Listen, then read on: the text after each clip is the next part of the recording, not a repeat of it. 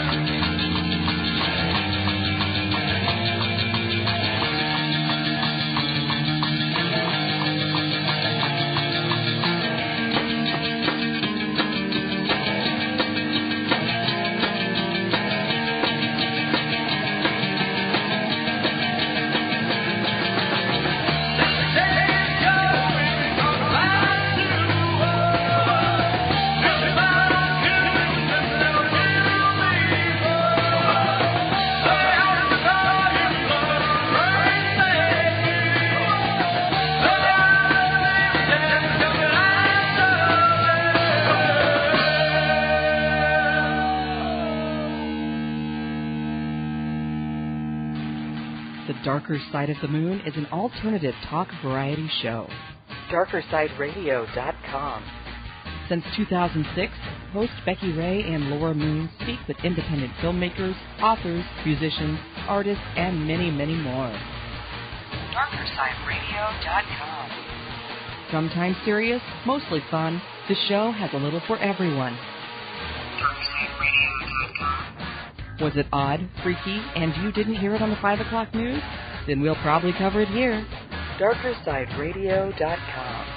Darker Side currently airs live Monday nights at 8 p.m. Eastern Time, which is 7 p.m. Central and 5 p.m. Pacific.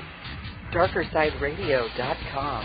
If you happen to miss it, you can listen to show archives at any time online at DarkerSideRadio.com, or you may subscribe to the show on iTunes.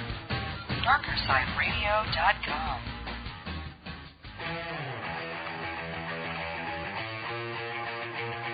You're listening to Ghostly Talk with Doug, Scott L., and Bonnie.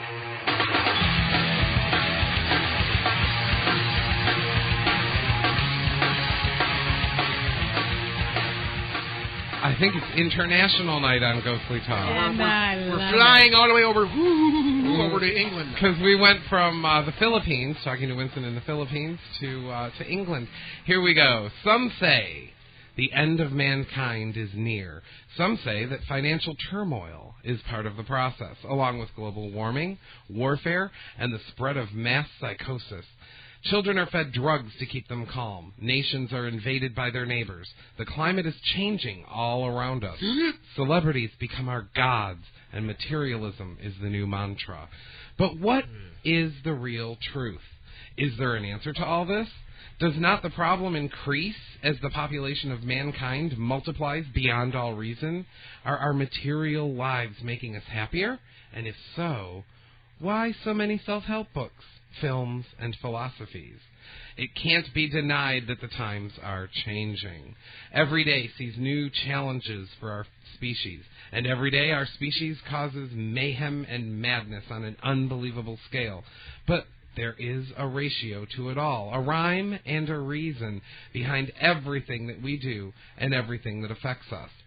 In Ancient Code, the movie, a group of experts will harness a power so great that our ancestors were in awe of it.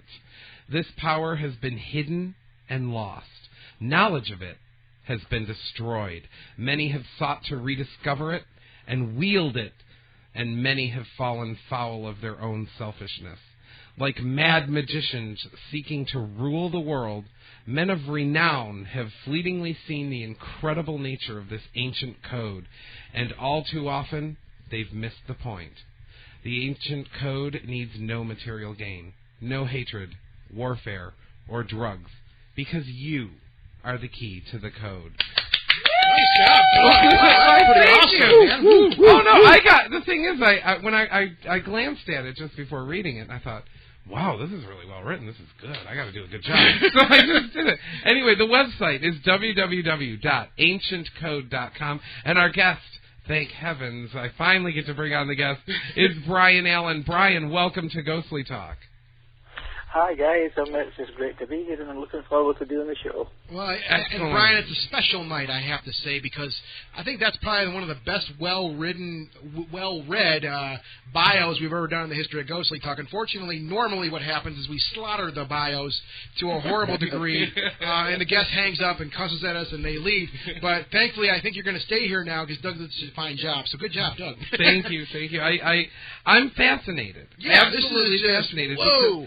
The ancient code, I mean, just the description that I read makes the movie sound just like absolutely, totally incredible.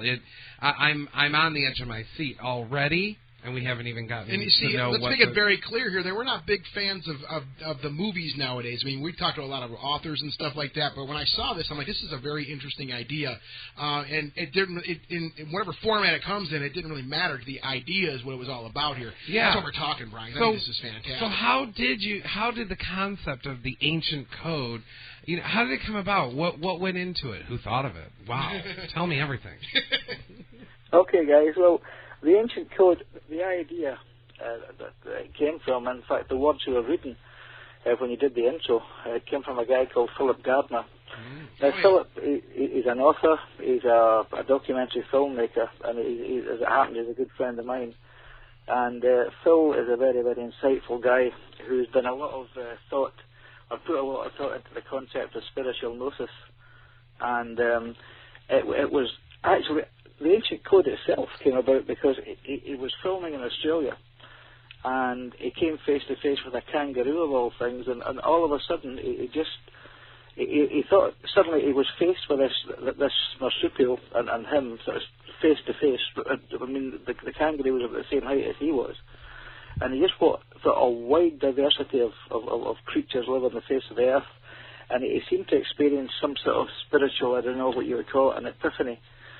And it just suddenly hit him that we're here all on this planet, all the different things that make up this planet, the flora and the fauna.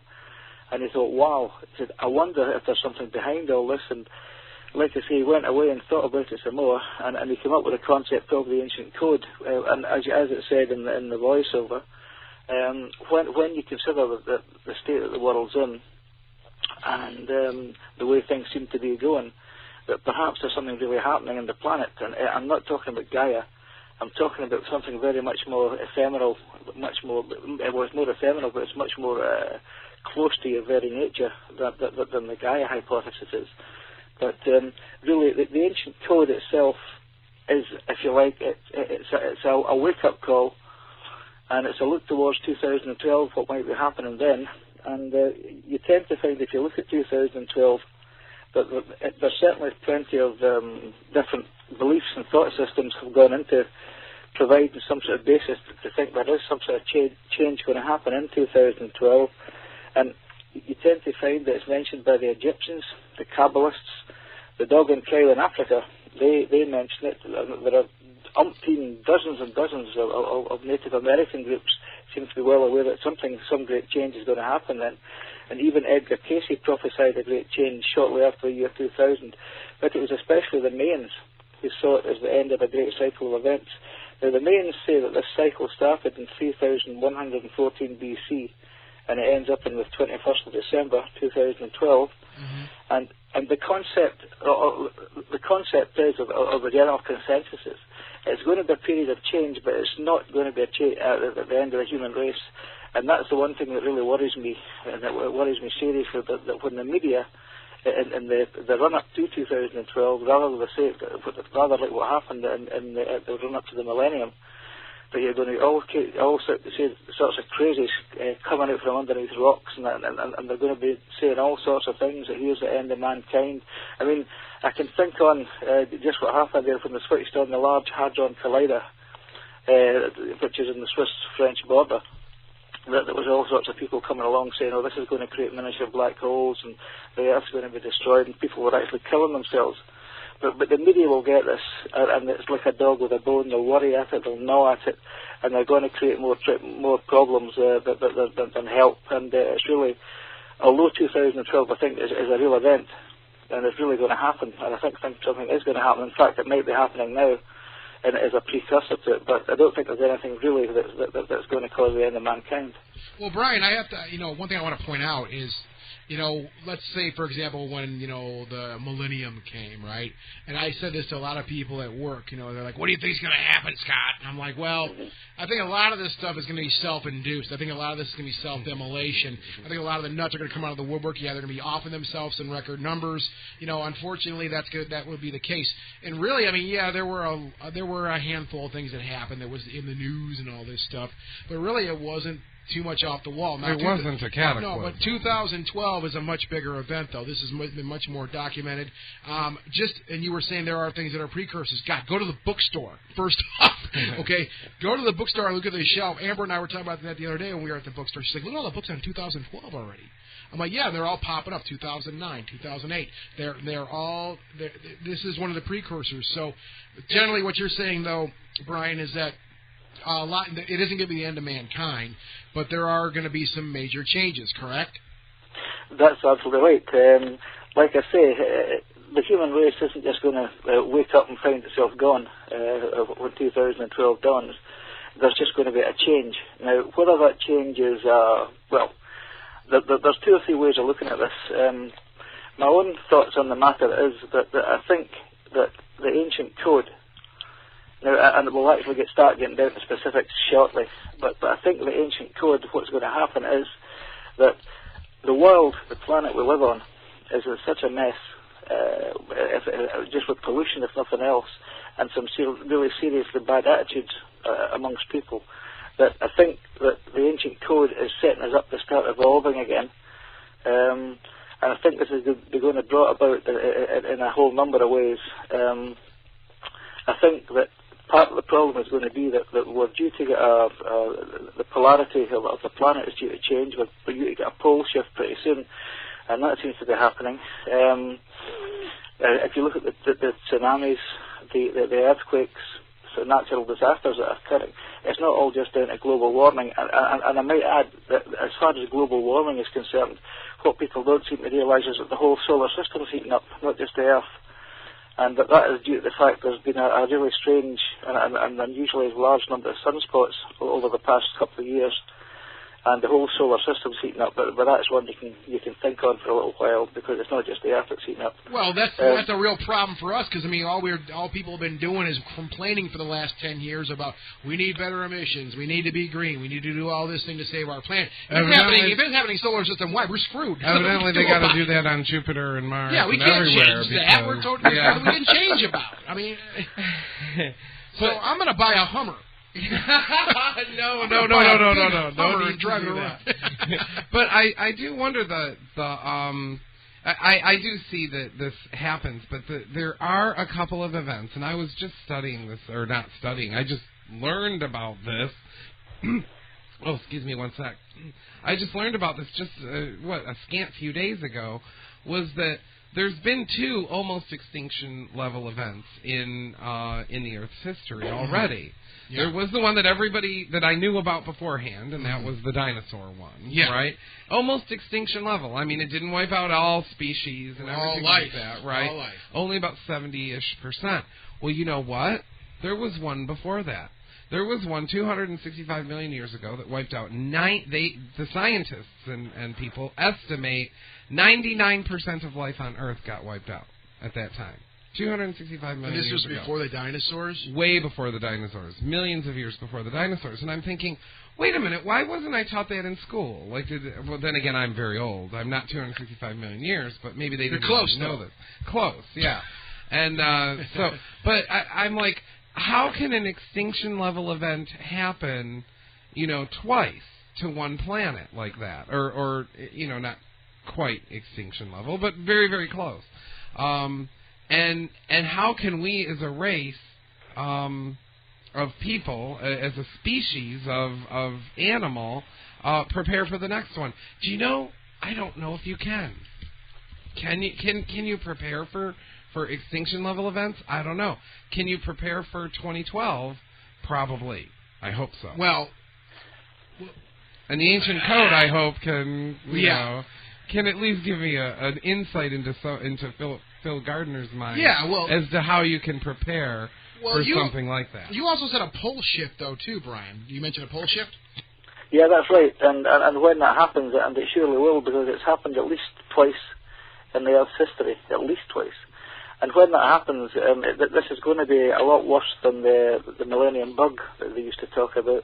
I mean, when this happens, you're going to get planes falling out of the sky, because the navigational equipment just ain't going to work. Or it's going to work in reverse, So that is coming. And I think that the precursors for that are getting flagged up right now with the natural disasters that are taking place. So that's one thing they've got to look at. But it was interesting what you said about cataclysmic events that have taken place on the Earth. You mentioned we mentioned the dinosaurs, and you mentioned one before that, but there was actually one before that, even. This was shortly after the Earth was formed. It was something that ushered in what was called the Hadean Age. It was when the Earth literally melted again. The whole planet melted. Really? Oh, yeah, really? In fact, Google it. Google the terms Hadean Age, and you can see that what I'm talking about here.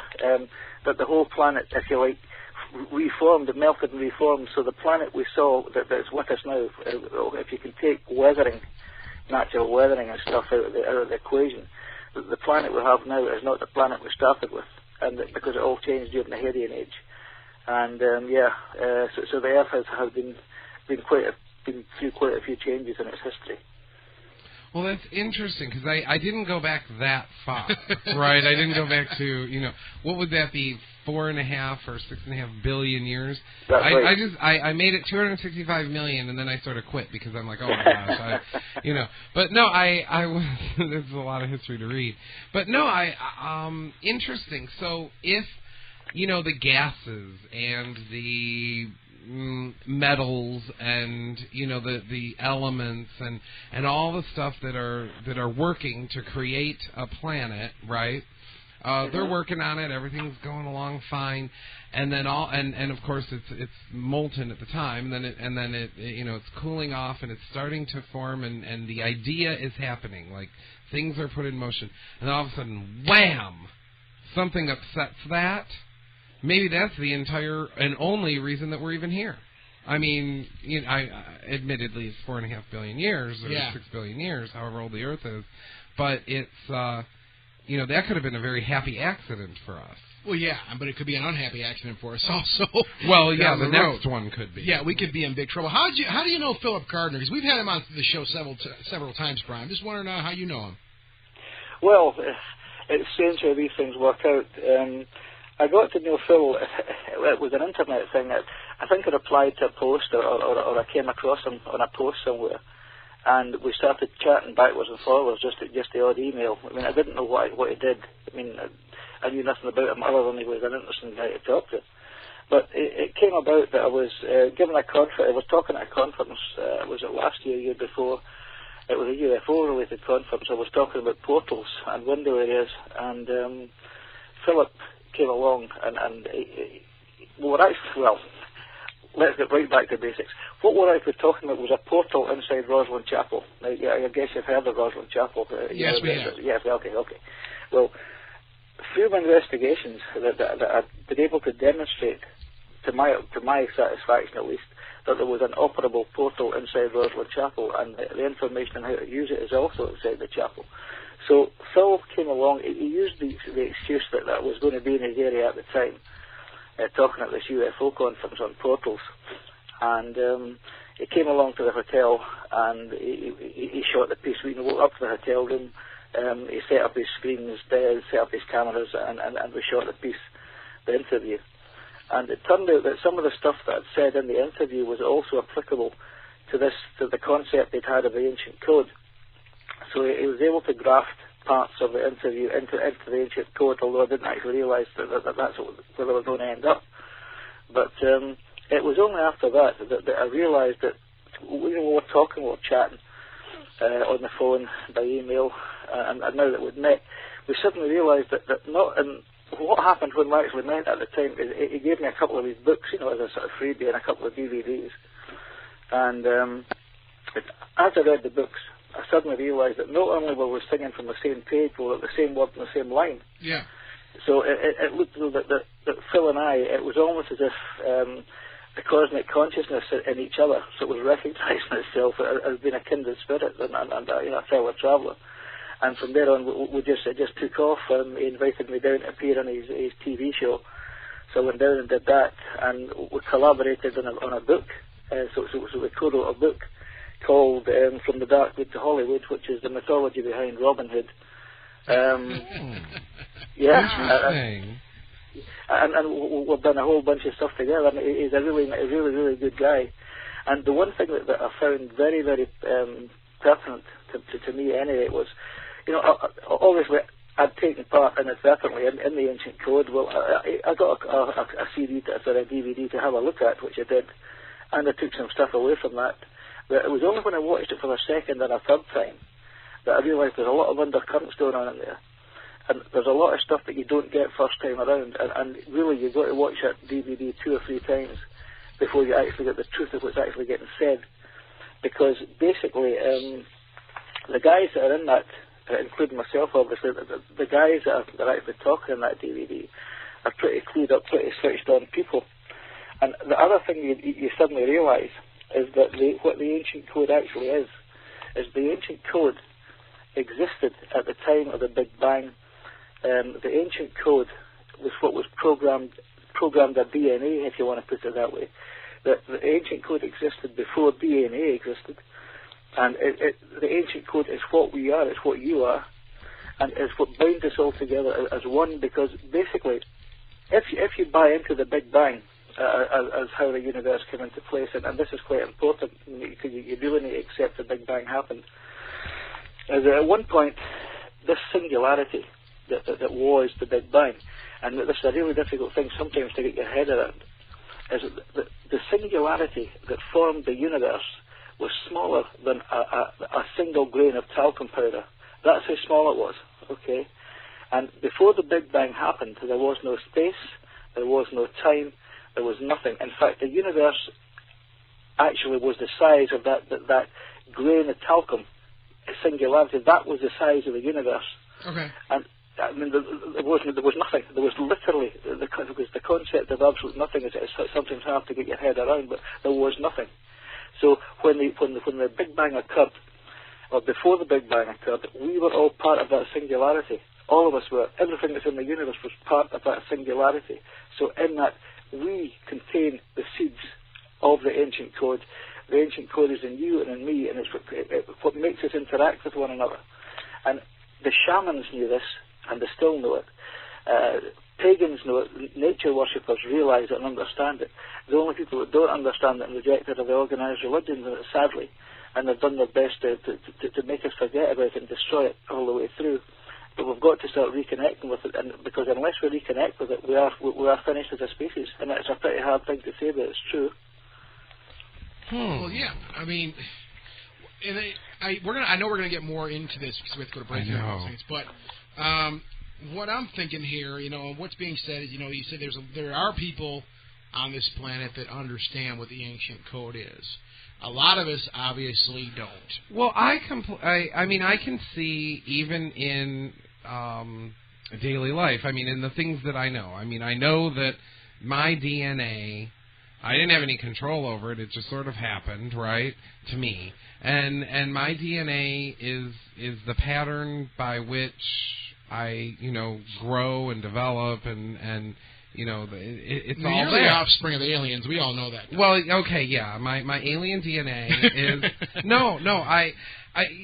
that's the code. That's the program. That is that's my little blueprint. How it was arranged. It's my blueprint, and I'm stuck with it. And I'm never going to have a six-pack. Unless it's a six-pack of beer.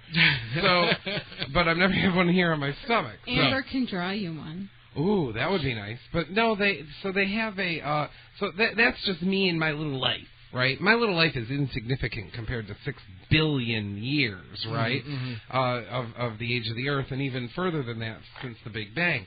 So, stretching from that, right? Perhaps there was something before the Big Bang. If there was something before the Big Bang, and this grain of talcum powder, just this tiny little, doesn't take up any space, doesn't take up any time, but it's a singularity, right? Mm-hmm. If there was a plan, like DNA is for a human being, only a plan to create the universe, right? Yeah. To create all that is known in our dimension, right? Yeah. Wow. What a thing! Well, that, and if this idea in the before the universe, and it was part of the universe as it was being created, could be a replication of what we are. I mean, we could all be a replication of this idea. And of course, Phil and Brian are saying it. People know this. People knew this. People thought of this before today. Sitting and doing ghostly talk and having somebody tell them, hey, there was something before. Yeah. There was something before, and it affects you even today, and it guides you, and it is your destiny. It's the plan for everything. Yeah. This does exist, the ancient code, and people knew about it.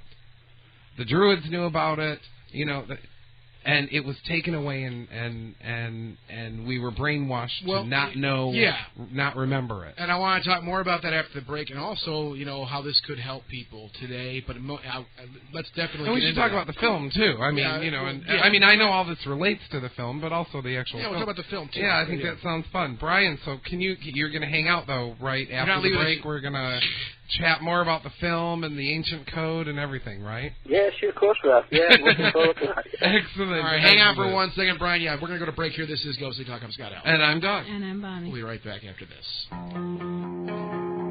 For more info, visit ghostlytalk.com.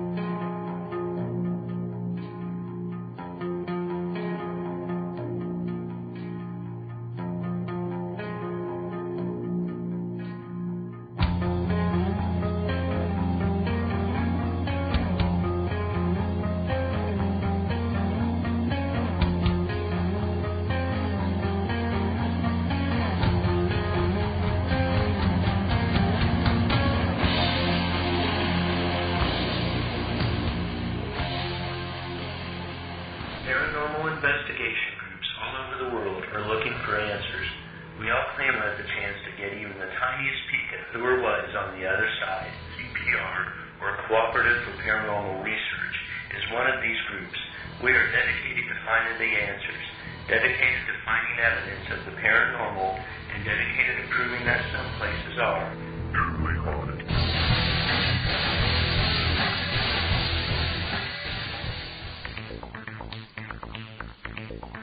Don't be caught bored waiting for something to go bump in the night.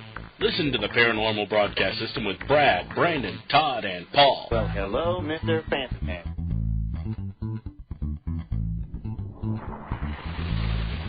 Listen to some great interviews with some amazing guests that run the gamut from ghost hunting groups across the country to paranormal personalities in the media. First, let's be serious for a moment. Then let's have some fun. We've got it all covered. Tune in and listen to intriguing interviews with our hosts from LA Spirits and the Louisiana Spectral Research Center.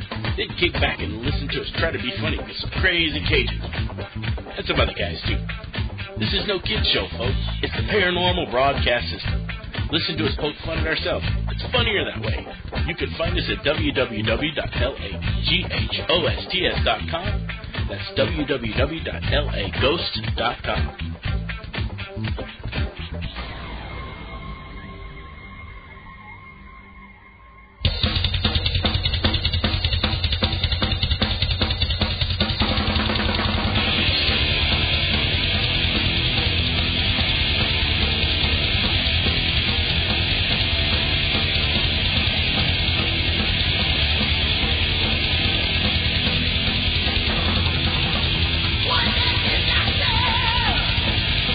What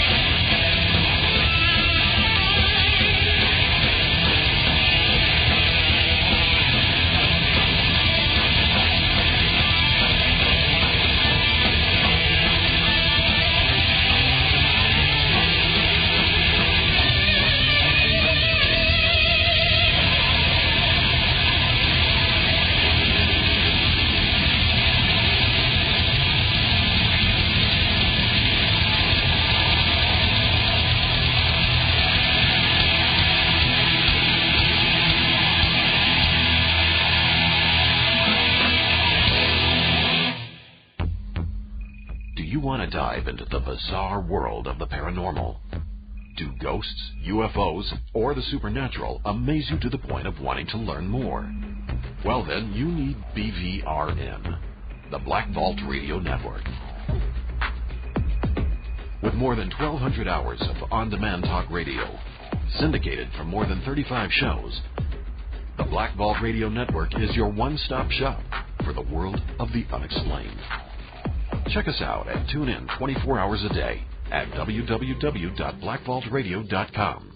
Again, that's www.blackvaultradio.com.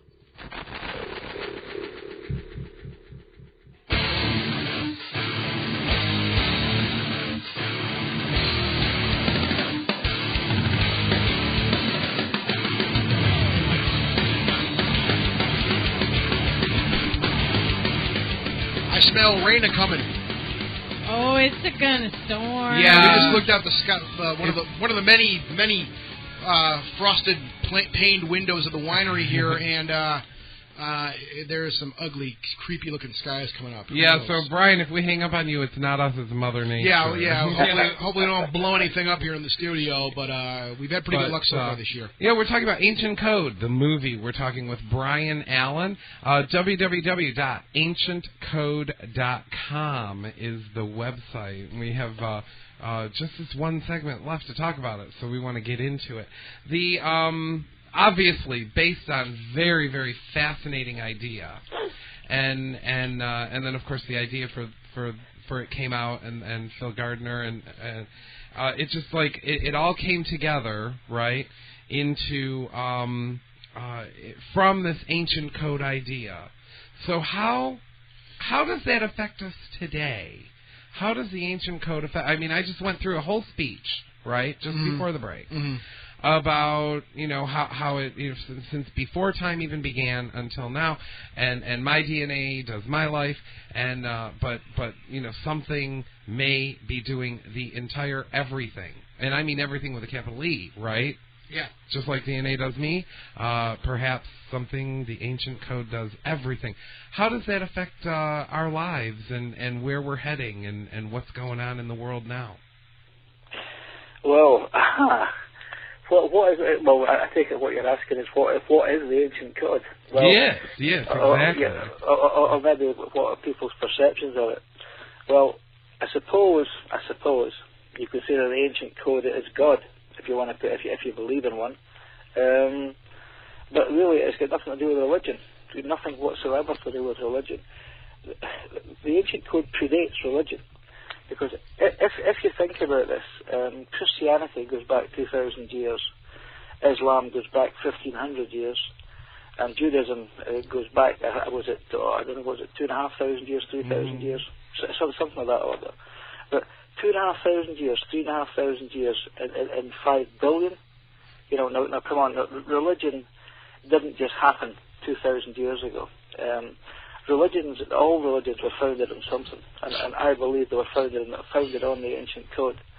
If you wanted to just briefly looking at religion, most of the monotheistic faiths, in fact there are only 3, are all based on sun worship, because Jesus, in the case of Christianity, Jesus is a sun god. And because the worship of Jesus is based on the worship of Mithras, on the worship of Horus, on the worship of Tammuz, Krishna. All of them were crucified, all of them were born of virgins, all of them could work miracles, and all of them attracted followers. So really Jesus was just the last in a long line of sun gods. And in fact, if you look at the worship of Christianity today, I know this is a slight aside, but traditionally, when Jesus was crucified, I'm not saying he didn't exist. I'm pretty sure he did exist. I mean, I'm not going to argue that, because I'm pretty sure he was around. But whether he was the Son of God does not matter. But when he was crucified traditionally facing west, which is the setting sun. And churches traditionally were always built on an east-west axis with the congregation facing east. So in effect, they were actually facing the dying Saviour as he was facing west, looking at his own death. So they were actually looking at the dying and rising God. But basically, the ancient code predates all of it, and they're all based on factors of the ancient code. It's a truth, and as I say, the animists actually understood what the ancient code was about. And in fact, in the film itself, there's a very interesting nod towards this, because one of the things that you'll actually see in the film, and if your listeners are really interested in this, could I urge you to go and at least have a look at the Ancient Code website, because it's one of the most beautiful websites I've ever seen. It's really slick. It's very nice. I've spent some time there, and it's a very well put together site. I agree. And it actually, as well as visually, orally, I mean, it sounds good as well, because there's some really beautiful music in there as well, if you go looking around for it. But anyway, what I was going to say was, part of the Ancient Code, the film, the movie, is you'll see something called a horn dance, which is a ritual, a sort of festival that's held annually in a village in England called Abbots Bromley. Now, the horn dance appears to be a reenactment of a fertility symbol, of a fertility dance. Now, the people who actually carry out the dance, it's very, very unlikely that they realise the implications of what they're doing. They are simply going through a series of ritualised motions, of gestures, of postures while they do this. And with them, they carry these full sets of antlers. I can't remember how many, there's 7 or 8, I can't actually remember the total number. Mm-hmm. But these antlers go back 1,000 years. They've been carbon dated to 1,000 years ago. So, and they've been used in the same festival for 1,000 years. And so basically, the people who do it now are only doing it because it's a stylized ritual, and they don't really know anything about it. But the thing is that the people who do know about it, who do understand what it's about, are very, very reluctant to talk about it and get very, very defensive when you start asking questions about it, because they understand what it's all about. Uh-huh. And we have it here in Scotland. It's called Beltane, which is after Baal, but who was another manifestation of the sun. At Beltane, it's just recently been reintroduced in our capital city in Edinburgh, where once a year they go up on what is called Carlton Hill, which is a big hill that's part of a volcanic hill that was created, tens of thousands of years ago. Mm-hmm. But they go up in there with the light fires. They have these guys that whirl the fires around their heads and sort of holders on chains and stuff. And they're celebrating the sun, is what they're doing. So you tend to find the people that it's still celebrated today, although the people who do it are only do it because it's a beautiful thing to do, or it's interesting. Uh-huh. But they don't fully realise what's going on. But when you watch this, especially in the film The Ancient Code, when you watch this, I mean, it certainly happened to me when I was sitting watching it. That it's almost as if there's somebody whispering to you, look at this, what are they doing? Why are they doing this? And it's this voice that you try to reach out and grasp it, and well, I can't quite hear what you're saying, but it's almost as if your own makeup is telling you what they're doing and why they're doing it. And what they are actually doing was, when it was originally conceived, our ancestors were actually trying to get back to nature. They were actually trying to talk to nature again and bring nature into their lives and actually worship and honour nature for what it is. So, although we don't see too much of it now, it is still done. But in fact, the horn dance itself is unique to Abbots Bromley, but the concept of ritual dancing, of sacred dance, is sometimes seen in what is called Morris dancing. Now, Morris dancing is again a ritualised type of dance which happens in a lot of the counties in southern England, not so much in Scotland, but certainly in England. And there again, they are reawakening ancient memories of rituals and practices that have actually been forgotten, except in a very basic and almost a hollow form. And all they're doing is going through the actions of the dance without actually remembering what the dance was all about. But yeah, the Ancient Code is in there as well. And as I say, if your listeners are actually feel up to this, I can only urge them to go and have a look at the Ancient Code website, and this will give them a little glimpse into actually what it's all about. Mm-hmm. No, and I mean, there is obviously a lot to this. There is a lot. I mean, what this whole thing is all about. I mean, and it's like a lot. I mean, we've talked about all types of things here on the show over the years, Brian. And it seems like we always kind of come back to this root, though. And I'm not, no way am I going to bash on religion or anything like that. But it seems like, and not just religion, but it may be other types of bodies of power that, when they know there's something there, I'm trying to formulate this correctly. and I've heard this in the past from people, that, look, the information, the ideas, the knowledge is there, but it seems like bodies of power keep you so busy with work, with politics, with crap, with materialism, with all this BS that's out there that you don't have the time. You're running a rat race where you don't have the time to investigate these things and learn about things like the ancient code. You follow what I'm saying? I know exactly what you're saying. It's all about power. It's all about keeping a grip on the population, keep them unfocused, if you like. Now, I'll tell you that for the benefit of anyone that's listening out there, that really, how can you help yourself? How can you reconnect to the code? Basically, is what I'm going to be saying to you.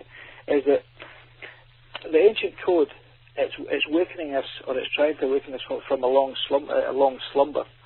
This slumber has, as you suggest, it's been induced and it's been encouraged by a lot of people for a lot of different reasons, and religion is probably one of the worst of the lot. It's one of the most blatant examples of the lot, because what it does is it offers you an alternative, a viable alternative.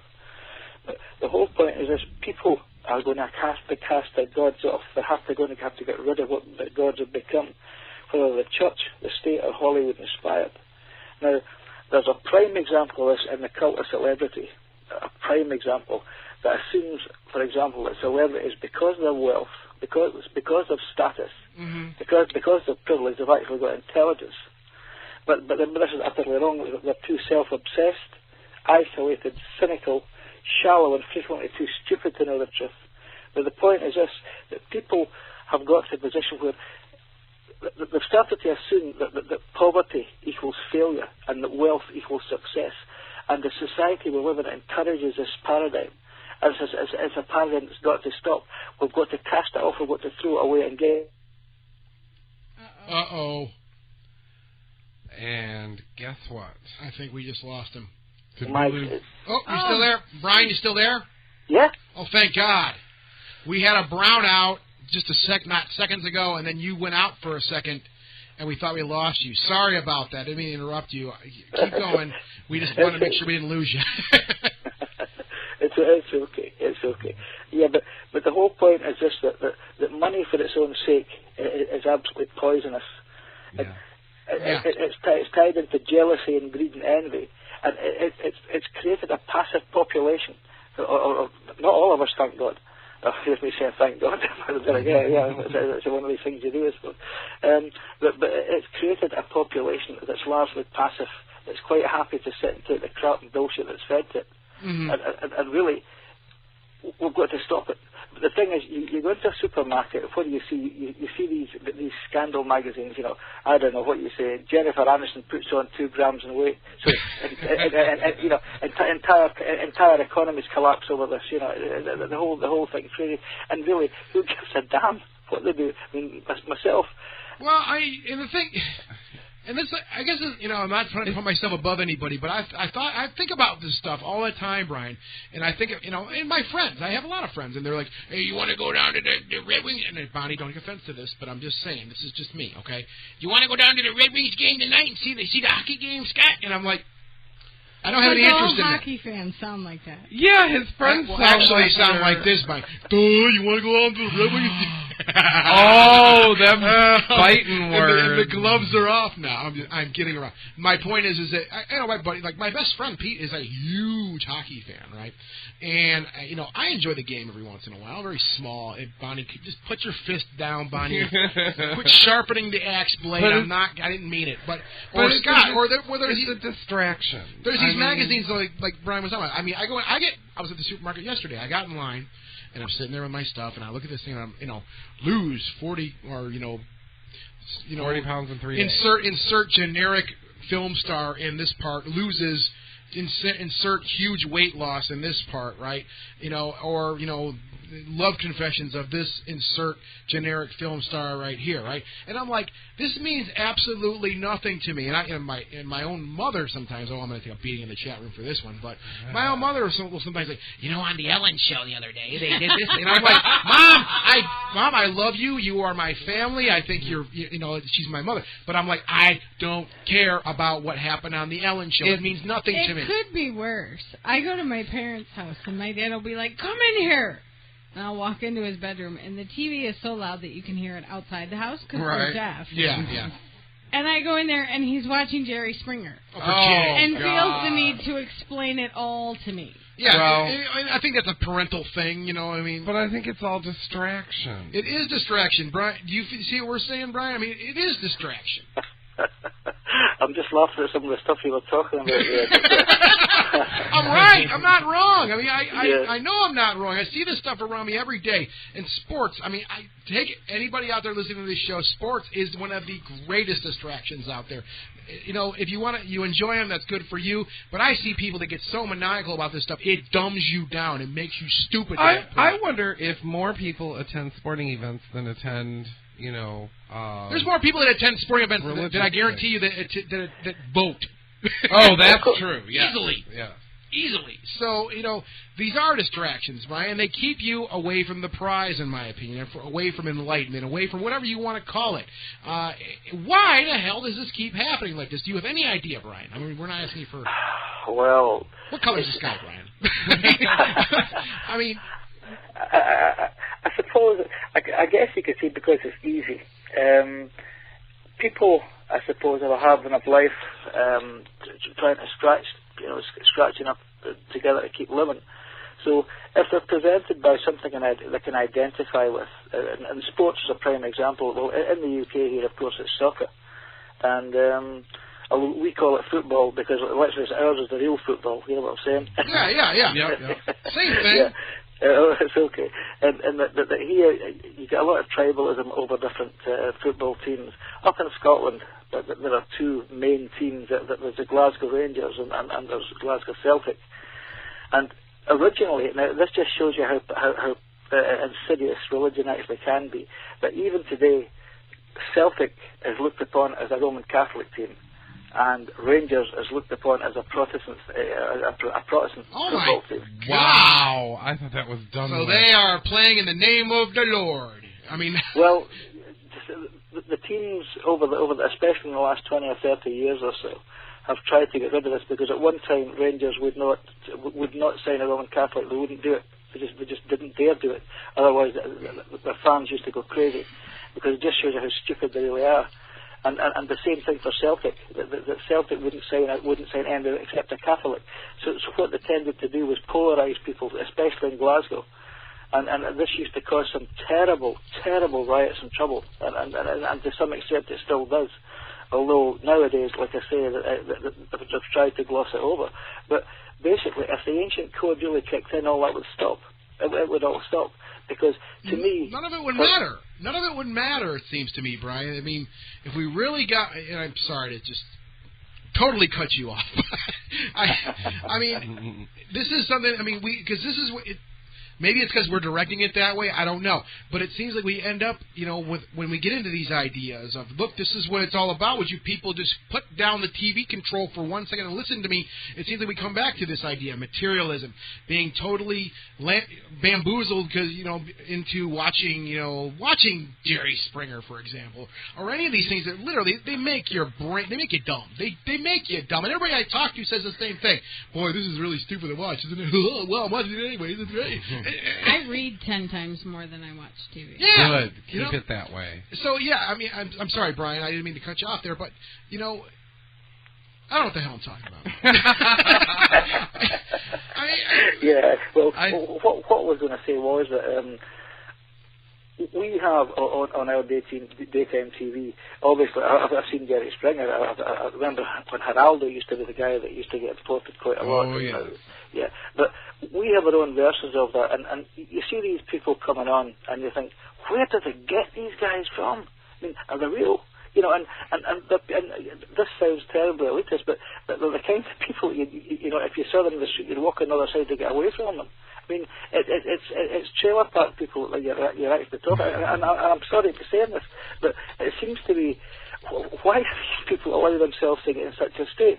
Why do they get so, if you like, cut off from society and ghettoized? And it's so sad because if the code was to take effect, this just would all stop. And we would actually give a damn about each other rather than into this self-serving, narrow, materialistic mindset we've all got into where, like I say, to be poor is to have failed. And it's not. No, right. I think it doesn't. I mean, look at there's so many people throughout history that inventors, authors, artists, who have given so much of themselves to the world. Yeah. Right. And they live on the street their entire lives. And yet, because of business and politics, and sometimes in the olden days, going back hundreds and hundreds of years, religion, right? They died penniless. Yet they brought some of the most beautiful, art, or most useful inventions, or most beautiful prose or poetry to the world, and gave it to us. Yeah, well, and that's what I was. It's not about money. Well, yeah, I was talking to a young lady at the Can-Am Paracon about that a couple days ago, and we did get into that. And I'm like, we talked about art and things like that. What art's all about. And I did say, I'm like, yeah, you do have some who are greats like Hendrix, guitar players. Let's say, Hendrix and all these people, Clapton, and a lot of the great guitar players, obviously. And I'm like, yeah, but for one of those guys, there's like a million guys that are probably, if not better, if not their equal, if they're better, and they live on the street, and they give, and they give, and they give, and they give, and it's because they want to play, and that's really what it comes down to, I think, is, not everything has to become a career. There are some things you can do to give. But I don't believe in coincidences, and I don't think that it was a coincidence that we had Brian Allen on the same show as Winston Wu, for example, because the whole theory or the whole theme of the night has got to be, and this is also the first show that we talked about, Penn and Teller's BS show. Which you'll be hearing more about that probably. I'm telling you, it's got to be open your mind. Yeah. Don't take it for granted. Don't take what people are telling you. You can't fit all these ideas that we've talked about over these last 8 years into an hour-long TV show. It just doesn't work. Or an hour-long radio show, because this No, is you can't. We're doing the best hour. we can. None of this stuff. You got to go out there and open your mind up. And this is just a companion to that to kind of give you that little catalyst, kick in the butt you need to go out there and do that stuff. But at the end of the day, it really comes down to you people out there, and people like Brian who are doing this work, as we speak, going out there and making these thoughts happen. So, Brian, once again, where can people find out more about Ancient Code, the movie? Well, if they want, there's two ways they can do this. They can obviously log on to www.ancientcode.com, or they can go on to realityentertainment.com, and they'll find it from there.